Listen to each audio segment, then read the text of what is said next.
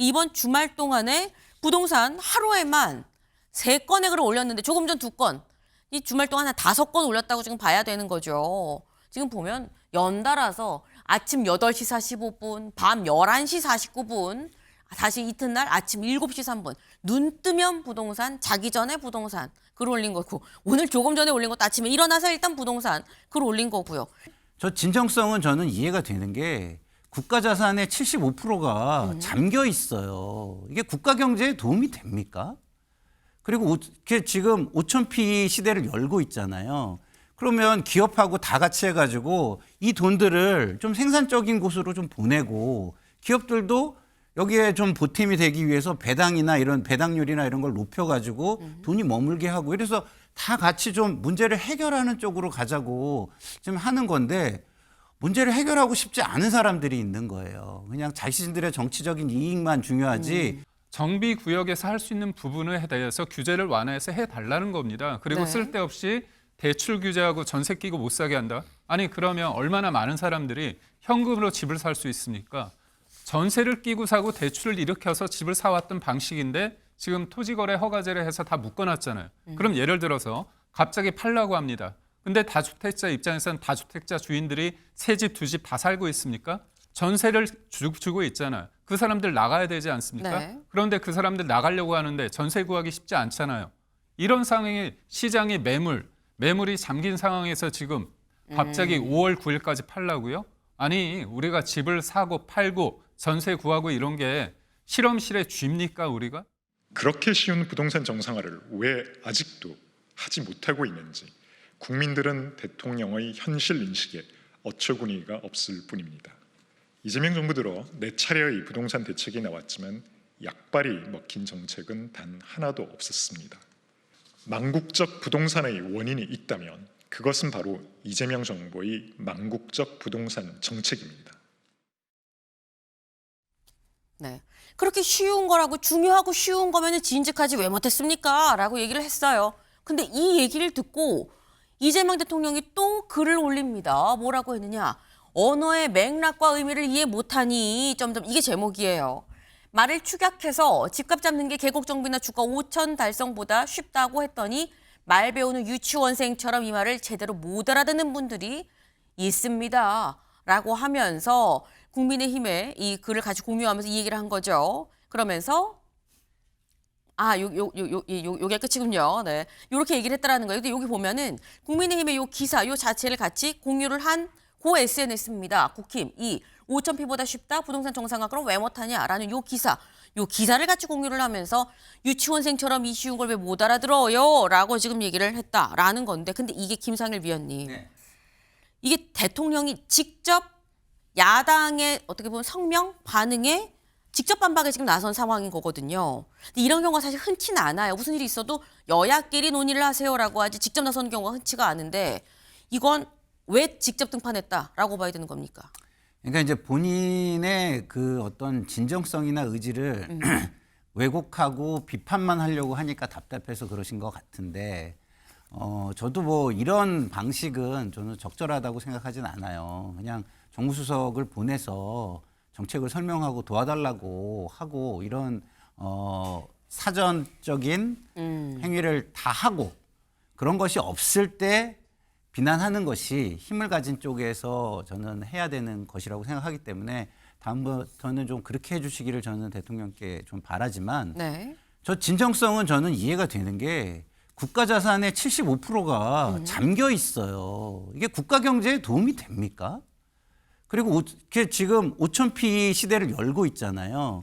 그러면 기업하고 다 같이 해가지고 이 돈들을 좀 생산적인 곳으로 좀 보내고 기업들도 여기에 좀 보탬이 되기 위해서 배당이나 이런 배당률이나 이런 걸 높여가지고 돈이 머물게 하고 이래서 다 같이 좀 문제를 해결하는 쪽으로 가자고 지금 하는 건데 문제를 해결하고 싶지 않은 사람들이 있는 거예요. 그냥 자신들의 정치적인 이익만 중요하지 국가나 국민들의 문제를 같이 해결하려고 하지 않는 모습이 가장 큰 문제다. 그리고 대통령도 뭐 좀 이런 부분을 좀 자제하셨으면 좋겠습니다. 네.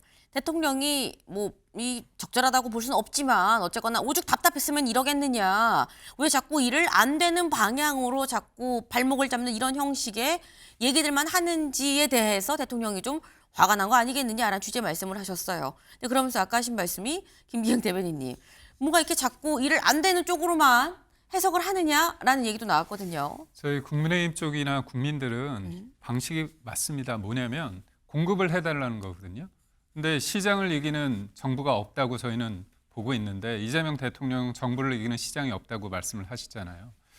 재건축, 재개발, 정비구역에서 나오는 물량이 지금 스톱된 게 사실상 스톱된 게 한 40만 가구에 이르고 있습니다. 이거 관련해서 대출 막아놨잖아요. 그래서 이주비 대출 때문에 지금 현장이 아우성입니다. 이 쉬운 문제들이 있어요. 시장이 어떻게 보면 수요와 공급에 따라서 공급할 수 있는 도심에 그 수용이 있는데 공공주택을 계속 강조를 하십니다. 노무현 정부 때요. 종부세 하지 않았습니까? 노무현 정부 때 얼마나 많이 올랐습니까? 문재인 정부 때는 종부세 플러스 다주택자 중과세입니다. 그러니까 결국은 사람들의 어떤 욕망, 마음이 있죠. 집을 사고 싶은 마음이 있는데 예측 가능성과 그다음에 그 정부의 신뢰에 따라서 충분히 공급할 수 있다는 그런 신뢰를 줘야 되는데 이재명 정부는 왔다 갔다 하다 보니까 믿을 수 없다는 겁니다. 결국 지금 저희가 발목 잡는 게 아니라 정비 구역에서 할 수 있는 부분에 대해서 규제를 완화해서 해달라는 겁니다. 그리고 네. 쓸데없이 대출 규제하고 전세 끼고 못 사게 한다? 아니 그러면 얼마나 많은 사람들이 현금으로 집을 살 수 있습니까? 전세를 끼고 사고 대출을 일으켜서 집을 사왔던 방식인데 지금 토지거래 허가제를 해서 다 묶어놨잖아요. 그럼 예를 들어서 갑자기 팔라고 합니다. 근데 다주택자 입장에서는 다주택자 주인들이 세 집, 두 집 다 살고 있습니까? 전세를 주고 있잖아요. 그 사람들 나가야 되지 않습니까? 네. 그런데 그 사람들 나가려고 하는데 전세 구하기 쉽지 않잖아요. 이런 상황에 시장의 매물이 잠긴 상황에서 지금 갑자기 5월 9일까지 팔라고요? 아니 우리가 집을 사고 팔고 전세 구하고 이런 게 실험실의 쥐입니까 우리가?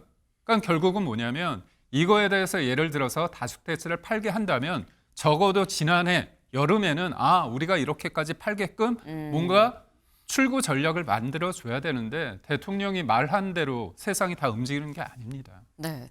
출구 전략이 없는 상황에서 팔래야 팔리지도 않고 살래야 살 수도 없는 다 뭔가 락에 걸린 이런 상황에서 어떻게 하라는 거냐라는 취지 말씀하셨는데 저희가 얘기하는 동안에 이재명 대통령 오늘 아침에도 부동산 관련 글을 2개나 더 올렸습니다.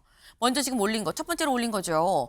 뭐라고 얘기를 했냐. 망국적 투기 옹호도 종북몰이도 그만하시라라고 얘기를 하면서 이 정부가 이 정해준 부동산 배급 이거 만족하라는 거냐라고 이 국민의힘에서 이 비판하는 요 기사를 같이 공유를 하면서 이 부동산 투기 지금 옹호하는 겁니까? 라는 취지의 지금 글인 거죠. 그리고 또 하나 더 있죠. 이 요거 말고 하나 더 올린 거 뭐가 있을까요? 같이 볼까요? 네. 지금 이 오늘 아침에만 지금 조금 전에 저희 방송하는 중에 2개가 올라온 겁니다. 두 번째는 이거예요. 지금 개포에 4억 낮춘 금매가 나왔다. 좀 더 지켜보자. 거래는 아직이다라는 요 기사 자체를 일단 공유를 한 겁니다. 이거 봐라. 금매로 이렇게 매물 나오지 않느냐라는 얘기를 하고 싶은 게 아닌가라는 생각이 드는데 여기에 대해서 아까 또 김기현 대변인께서는 이거 살래야 내가 대출을 못 받는데 그럼 어떻게 삽니까? 뭐 이런 얘기를 지금 하셨죠. 그러니까 지금 이게 부동산이 사실 쉬운 이슈였으면 그동안 해결이 잘 됐겠죠. 근데 지금 저희가 지금 나눈 이런 얘기들이 지금 다 맞물려서 제대로 사실 이루어지지 않는 부분이 사실 있다라는 거예요. 이번 주말 동안에 부동산 하루에만 3건의 글을 올렸는데 조금 전 2건. 이 주말 동안 한 5건 올렸다고 지금 봐야 되는 거죠. 지금 보면 연달아서 아침 8시 45분, 밤 11시 49분, 다시 이튿날 아침 7시 3분. 눈 뜨면 부동산, 자기 전에 부동산 글 올린 거고 오늘 조금 전에 올린 것도 아침에 일어나서 일단 부동산 글 올린 거고요. 그런데 그 전주, 한 주 전에 지지난주 주말에도 저희가 이 얘기 드렸었죠. 하루에 4건이나 올렸다라고 말씀드렸었어요. 네. 이 지난 주말에 오전 11시 11분 그리고 이튿날 오후 1시 26분, 오후 2시 38분, 밤 9시 35분 연달아서 이렇게 글을 올렸다. 지금 이재명 대통령은 부동산과 사실상 전면전을 선포한 게 아니냐. 라는 거죠. 김광산 변호사님. 근데 부동산과의 전면전이 사실 선거 앞두고는 사실 이게 뭐 아니면 도일 수 있는 이슈 아닙니까? 근데 제가 이제 개인적 판단이요. 잘못 판단할 수 있는데 네. 대통령이 저런 시각을 가지면 부동산은 단기적으로 어떨지 모르지만 계속 오를 겁니다. 왜냐하면 지금 언론의 비판이랄지 여러 비판을 투기 세력을 옹호하는 걸로 이걸 본인이 받아들이잖아요. 근데 언론도 마찬가지고 누가 투기 세력을 옹호합니까? 다주택자는 그렇게 많지 않아요. 그런데 이 마치 이 부동산 폭등의 원인을 투기 세력과 다주택자로 몰아가는 거거든요. 근데 그렇게 생각하는 사람이 얼마나 있을까요? 계속해서 공급 얘기를 하고 있잖아요. 그런데 공급 정책이 사실은 국민을 납득할 수 있는 공급 정책이 안 나오고 지금 6만 원 문재인 정부 때 했던 거 똑같이 지금 반복하는 거 아닙니까? 그다음에 두 번째로 아까 얘기했잖아요. 재건축, 재개발 이런 데서 사실은 공급이 많이 돼야 하는데 그리고 공급에 최고 많이 되는 건 뭐냐면 새로 짓는 것도 중요하지만요. 사고 파는 거거든요. 근데 사고 파는 건 완전 막아놨잖아요. 그렇게 다 막아놓고 마치 이 세금으로 해결하는 거에 대해서 문제가 있다고 비판하는 걸 투기 세력, 왜 투기를 옹호하느냐인데 제가 볼 때는 언론에서 투기 옹호하는 거 한 번도 못 봤어요. 그로 인해서 어떤 미칠 영향에 대해서 얘기를 하고 있는 거지. 그러면 이 원인 자체에 대해서 저런 시각을 가지고 계속 부동산 정책을 한다고 하면 결과적으로 공급 갖고는 안 되니까 공급이라는 것이 진짜로 필요한 공급이 아니고 그냥 옛날에 했던 공급 가지고 안 되니까 결과적으로 수요를 잡겠다. 세금을 잡겠다. 제가 볼 때는 그렇게 가기 위한 뭔가를 지금 전체를 받고 있는 것이 아닌가. 근데 그것도 마찬가지죠. 뭐 대책이 없다고 해놓고 계곡 정비나 뭐 5,000피부가 쉽다고 또 얘기를 하고 그다음에 또 뭐 세금으로 안 잡겠다고 또 세금을 잡겠다고 일관성이 없잖아요. 그럼 부동산 시장에서는 이재명 대통령의 말을 믿지 않는 거죠. 그러면 부동산 시장에 잡히기 어려운 측면이 좀 있죠. 네. 개인적인 의견입니다. 라고 먼저 전제를 까셨어요. 개인적인 의견이지만 나는 여기 반댈세 더 오를 것 같아 라고 말씀하셨는데 일단 개인적인 의견임을 다시 한번 또 밝혀둡니다.